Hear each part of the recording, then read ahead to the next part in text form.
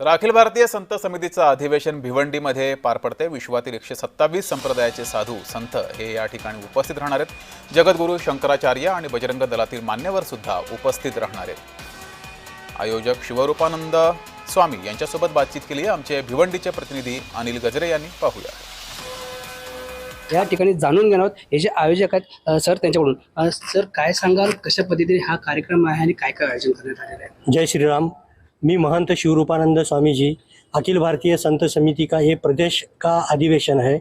यहाँ पे बहुत सारे पूरे महाराष्ट्र के काने कोपरे से गिने चुने महात्मा बड़े बड़े जितने हैं सब लोग यहाँ भिवंडी आने वाले हैं। और यहाँ कल का एक दिवसीय अधिवेशन हम लोग यहाँ व्यवस्था करके यहाँ हम लोग मना रहे। कम से कम 127 संप्रदाय जितने भी है वो उनके सबके एक एक प्रतिनिधि बन के यहाँ पे आ रहे हैं।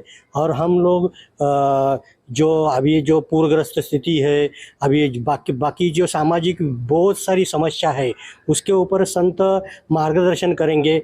जो वरिष्ठ संत है दिल्ली से वगैरह इधर उधर से आ रहे हैं, बाहर से महाराष्ट्र से हमारे जो वरिष्ठ संत है वो हम साधु संतों को मार्गदर्शन करेंगे। विविध समाजामध्ये समस्या आहेत जेणेकरून हिंदू धर्म खालावत चाललेला आहे किंवा संस्कृतीची हानी होत चाललेली आहे। हे संस्कृती बचाव कसं काय होईल या उद्देशानं आमचे प्रमुख संत मार्गदर्शन करणार आहेत।